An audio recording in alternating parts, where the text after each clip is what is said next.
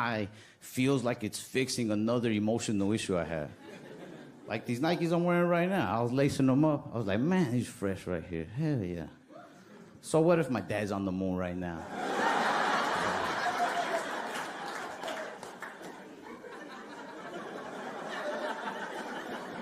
Nah, he landed. Living with my dad, we live out in the country, which is nice. It's like a pond in our backyard. I've never lived near a pond, never had a pond to go to, and I didn't even think I'd like it that much. Sometimes when I'm bored, I go out to the pond to, ponder.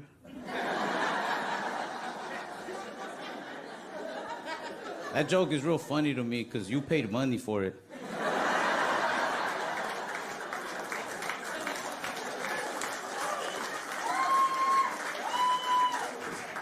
Nah, but seriously, you ever stare at a pond? You'll get stuck staring at it. It's like a reflection to your own soul. You can lie to yourself. You can't lie to the pond. I was staring at it for like 30 minutes one time before I finally snapped out of it. I was like, oh, damn. She's cheating on me.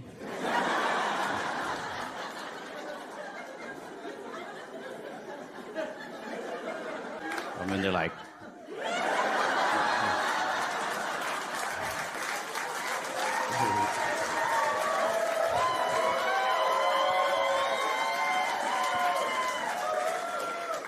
I'm posting them on my Instagram story like date night.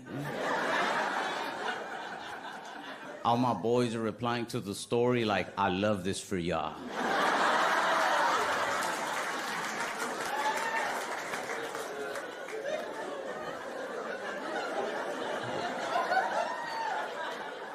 I'm like, thanks, bro. We gotta get together soon.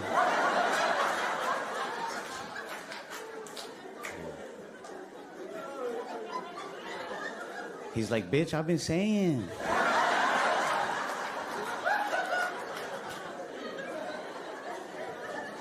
But I don't hang out with him. He's fake.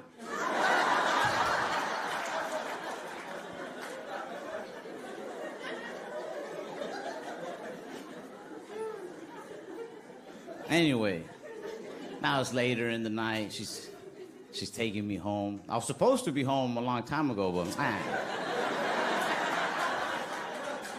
my dad doesn't own me. And on the way home, we stop at this red light. And it's empty. There's no other cars there. It's just us. And my girl gives me this look. I'm like, what the hell? I'm like, does she want me to give her head?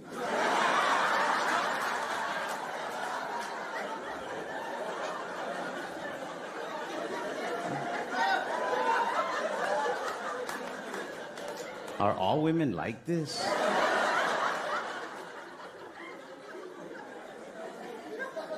But nah, she was just trying to show off. She gave me that look, and then she started revving the engine. Like, oh.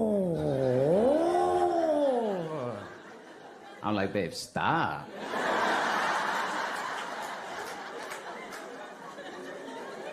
But that's baby. She loves to flex, I say stop, but I like it.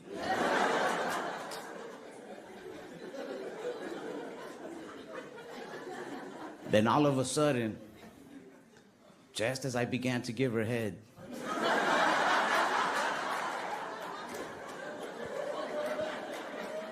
this douchey type girl pulls up next to us in her car. And she's pretty, and her car's all right. It's not as cool as my girl's, but she's driving like a 2008 Mustang. Ew. Because that year, they didn't even make them in 5.0s. She's driving a 4.6. But she has 5.0 energy. I'll give her that much.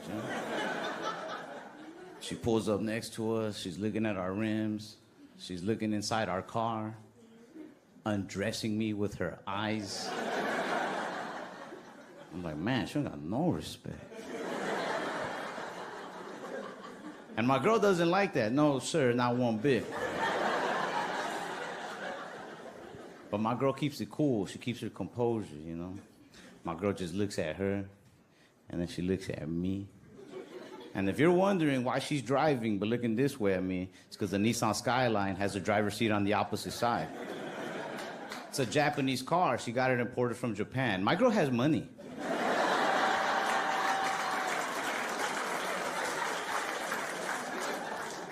She looks at me, and I just look back at my girl like, kick her ass, babe. And I say I'm loyal, but honestly, whoever wins that race, they could get it.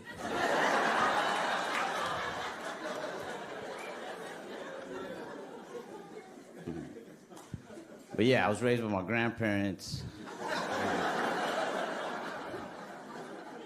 This is cool. My parents too, they just had a lot going on. They had crazy lives. My mom had a boyfriend, I remember, that went to prison for selling dope, and she wanted to let me know, but she didn't want to tell a little kid the cold hard truth. So she told me like a sugar-coated truth. She was like, hey, listen, Martin, he's gonna be away for a little while because he was caught with moon rocks from the moon. She's like, those are illegal here on Earth. They're these little white rocks. They don't want them on the planet, so the government is sending him on a mission to the moon to return the rocks. She said, I don't know if you learned about this in school yet, but it takes like 2 years just to get to the moon, about 2 years to get back, just depending on his behavior.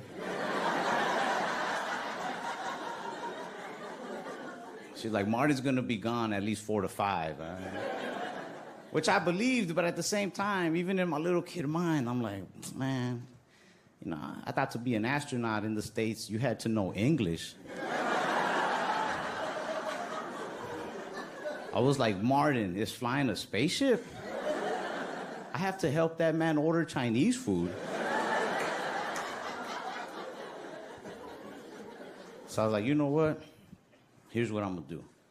Next time I see my dad, I'm gonna tell him this whole Martin story, and he'll tell me if it's real or not. Or, he'll tell me what it really means, because he has no reason to lie, He doesn't even know Martin. I didn't know, though, that during these times, my dad was also a pharmaceutical salesman. So when I told him about Martin, he just got real agitated. He was like, sometimes people gotta go to the moon, man, it happens. I was like, damn, are you gonna go to the moon? He was like, nah, I'm not stupid like Martin.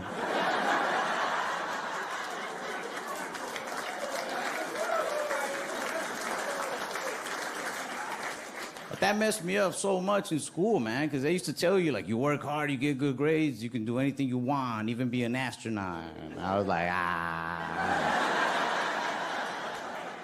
I'm no dumbass. But yeah, my dad would pick me up. He always had me looking nice. He'd buy me tons of shoes. I didn't know that the shoes were funded by drug money, but it definitely explains why every pair came with a guilt trip. I think my dad felt so guilty about how he got the money that anything he bought me, he'd put a tremendous amount of pressure on me to like appreciate and take care of it. Be trying on shoes at the store. He's like, you like those? They fit? Those the ones you want? We're like, yeah, Dad, I love these. Thank you. He's like, you sure? We're like, yeah, I like these. He's like, all right. Because a lot of people had to suffer just for you to get those. I was like, suffer? What the? I didn't know what he was talking about. I was just walking up to Foot Locker employees like, hey, I'm sorry for your pain, bro. I don't know what happens when y'all walk back there, but be careful.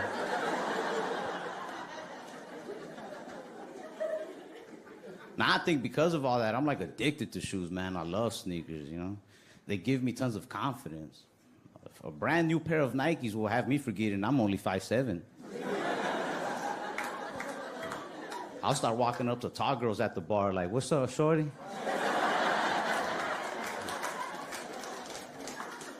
I'll be like, hey, come here, I have to tell you something.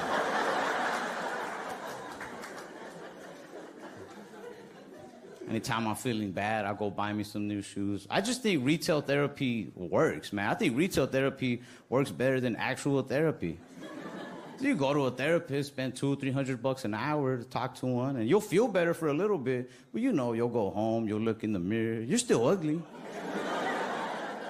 With retail therapy, you look better, you feel better. Sometimes you don't even have to spend money. Next time you're feeling down, just go to the mall. Salespeople will lift you up better than any therapist. I was walking through the mall a few months back. I was all like moping. This dude just runs up on me with a back massager, puts it to my back. He's like, my man, are you a hard worker? You're a hard worker, right? I was like, honestly, I'm not.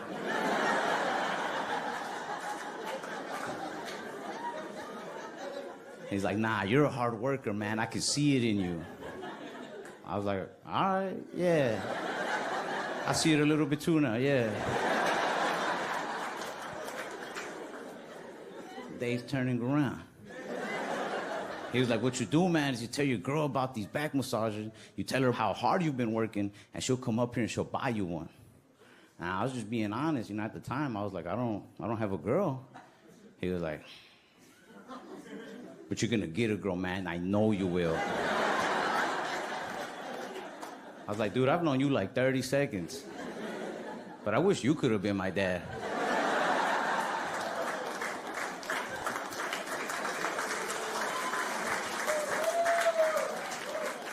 But yeah, man, for me, the therapy's always been the shoes. Every new pair of shoes I buy feels like it's fixing another emotional issue I had.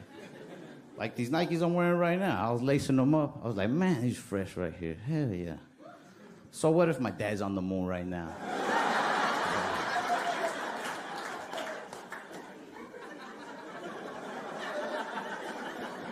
Nah, he landed. Living with my dad, we live out in the country, which is nice. It's like a pond in our backyard. I've never lived near a pond, never had a pond to go to, and I didn't even think I'd like it that much. Sometimes when I'm bored, I go out to the pond to, ponder.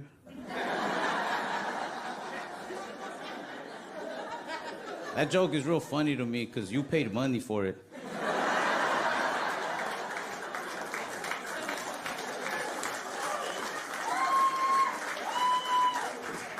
Nah, but seriously, you ever stare at a pond? You'll get stuck staring at it. It's like a reflection to your own soul. You can lie to yourself. You can't lie to the pond. I was staring at it for like 30 minutes one time before I finally snapped out of it. I was like, oh, damn. She's cheating on me.